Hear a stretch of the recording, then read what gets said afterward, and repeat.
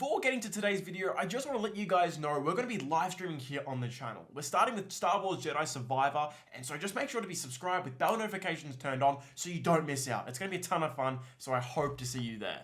I hate the Tomorrowverse. In 2020, DC concluded their cinematic universe in the animated realm with Justice League Dark: Apocalypse War. And for those that did not see my video of that film, I hated it. Its sole purpose was to end that universe. It did it with a ton of angst and poor attempts at shock value deaths of beloved characters. The film ends with the Flash resetting its universe, which brings us to today's video. Late in 2020, DC reboots with a new animated film universe titled The Tomorrowverse. It's not official, it'll do the job for now, and it says it on the wiki, so I'm going with it. Starting with Superman Man of Tomorrow, it spans a further 5 released films, 2 shorts, and a new title coming out later this year. And I'm sad to say, but I vehemently despise this new universe too. The films that make up this universe are, as mentioned, Superman Man of Tomorrow, but also Justice Society World War II, Batman The Long Halloween Parts 1 and 2, Green Lantern Beware My Power, and lastly that has released is Legion of Superheroes.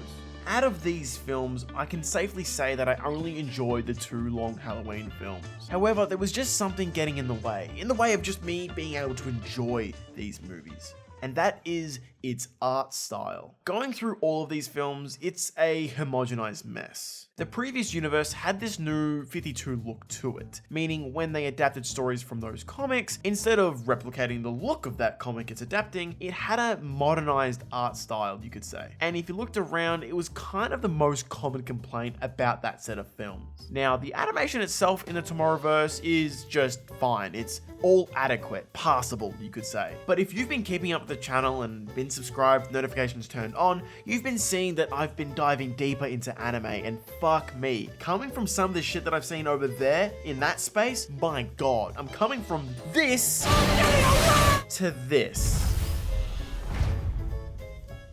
It just comes across as tired, and in doing this video, I had to rewatch what I'd already seen and to watch what I hadn't, and man, it was just so fatiguing. The character designs felt so boring and uninspired. The colors are quite muted, and the shading and compositing of it all just comes across as cheap. There are channels whose vocabulary is so much better than mine when it comes to animation. Those like Mauricio from Brown Table, who does entire video series on this type of thing, going to lengths of like reanimating entire sequences. I just feel that even someone like me, I can see that something is off when watching these. Going from film to film, no matter the setting, whether it be World War II or the future, it all feels the same. Animated the same, composited the same, lit the same. Just why? Man of Tomorrow is a movie with a huge kaiju, and instead of animating sequences to take use of that, it's just forgettable. That is meant to be the beauty of this format. Make the impossible happen because it's animation. Sadly, none of these movies scratch any itch that makes me stop and go, oh, wow, that just looks so nice. More specifically, let's touch on the most well-known property here, which is obviously The Long Halloween. Famous book. This is the film. You see, it's continuing that Tomorrowverse art style. Batman looks okay, but the lighting is flat and lacks punch for a mystery film like this. And this is the comic it's based off of.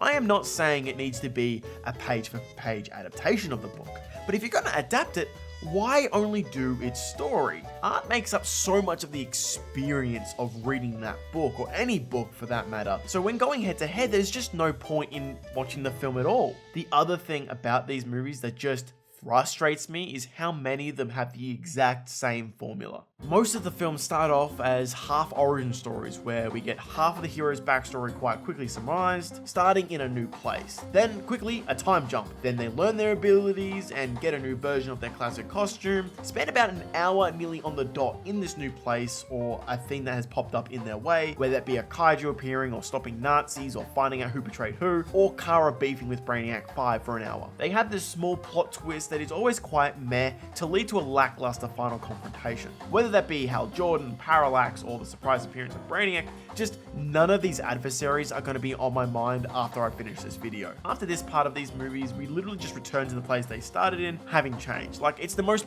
basic version of the hero's journey to a T. For example, by change, it's like, oh, Barry can't focus on Iris and like living in the moment. He goes back in time, learns to be more in the moment. Plot twist, it's not the past, it's just a different Earth. He wins there, comes back, and he's learned his lesson and he can be happy with Iris. The worst part is that between films, they just skip so far ahead in this timeline to where it's just not engaging at all. But there are also others like us, heroes. Maybe if we stick together, we can keep the peace. We are the Justice League. 5 movies in and I have no sense of where anything is in this universe. It just feels slapped together and they've called it a day. We get a Superman origin and then he meets Flash in the next movie. They talk about a Justice League in the final scene. Then 2 solo Batman movies. Then we get a Green Lantern origin film for Jon Stewart. And then their team's expanded quite a bit that Wonder Woman gets even a name drop. And the League is in full swing with multiple teams and a watchtower. Then skip some more in the next one and Batman and Superman are pals having issues with Clark's cousin, Kara. We go to the future and we just forget about everything in this weird universe. However, coming soon, we have this new film called Justice League Warworld to conclude the saga. That's what the wiki says, and I'm so bored of all this. If you guys show interest in this video or this series, I might cover Justice League Warworld, but it wasn't always this way with DC movies. DC has so many iconic masterpieces under their belt in animation specifically. So many bangers that a top 10 list of favorite animated DC movies looks different from every person you ask. Like, to run some off, like you have killer adaptations of like Batman Year 1, Dark Knight Returns Part 1 and 2, the 2 Superman Batman team up movies, and lastly just to get across with the idea that these are goated films under the Red Hood. Or you have original films like Batman Mask of the Phantasm or Batman Beyond Return of the Joker. Like, I know there's a lot of Batman, but that's just me. That's what came to mind. CJ, you like DC films, throw some up that you like. Point being, DC has killed it in animated movies and shows since the 90s. So why is DC now struggling with this? I could have spent maybe 2-3 hours just ripping apart each of these movies like alone. I just don't have the energy for that. I did it on the previous universe's conclusion and it takes so much time to fill a video of that length with that much hatred. And that's not to say that going forward I won't ever do a video where I rip a movie apart or rip a show apart. It just takes so much out of me, and in 2023 I want to be a kinder, gentler person. This video, I wanted to be consumable if you had or hadn't watched all of these movies. Just a quick, hey, you see these movies pop up before? Yeah, turns out it's a part of an ongoing series, and oh boy, doesn't it disappoint for me. My conclusion is quite simple. Bar Spider-Verse and a few other, things that come to mind, DC and Marvel need to step up their game in the animated space. There is sure some cool stuff maybe coming out of Adult Swim with that new Superman show, and whatever James Gunn is cooking with the DCU, I'm on board. But for now,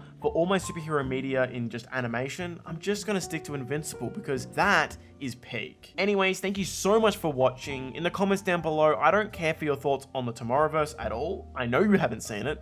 I want to know your favorite comic book animated films. I feel there's going to be an intense debate down there and I'm all for that. Besides that, make sure to like, subscribe, and the notification bell turned on. I've got some killer videos coming. Almost time to add that rice. And I will see you next time.